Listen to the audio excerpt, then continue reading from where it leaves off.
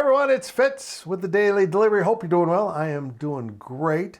A new edition of the PowerCat podcast is out at GoPowercat.com and on podcast platforms everywhere.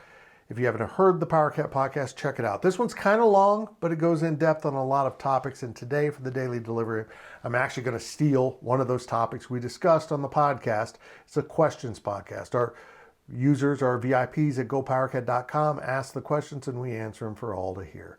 I think you'll enjoy it.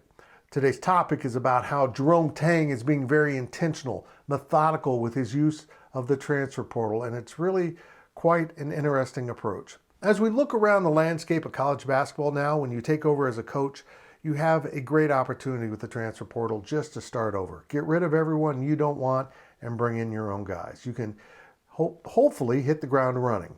And a lot of coaches, as we look around the country that need a lot of help on their rosters, are grabbing the first best guys they can get a hold of. And that might work.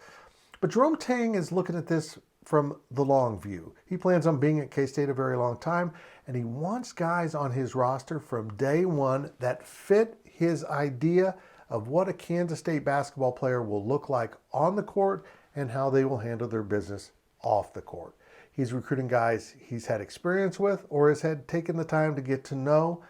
And honestly, he spent some time with some guys and then backed out. Because when a kid goes into the portal and he looks like a player K-State might be interested in, they offer him. They immediately jump in on it. Then they backtrack and start doing their homework. Is this a kid that we want as a player and as a person? And honestly, sometimes the answer is no. And they end up not getting the kid, and everyone's like, oh, they lost out on another kid.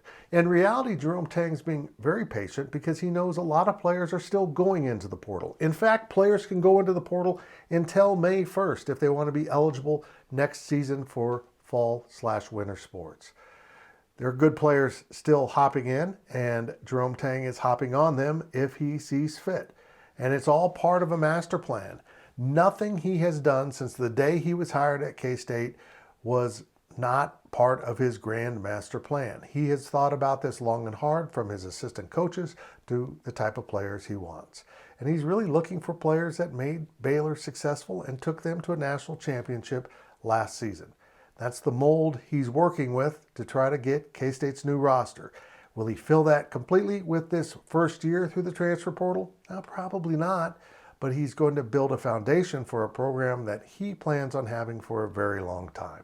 So stay tuned to GoPowercat. It's going to be very interesting to watch as these guys enter the K-State program from the portal, who they're after, and we're all over it with our Ryan Wallace and Ryan Gilbert leading the way with our coverage. Thanks for listening to the Daily Delivery. Make sure you check us out on YouTube and make sure you subscribe to our YouTube channel.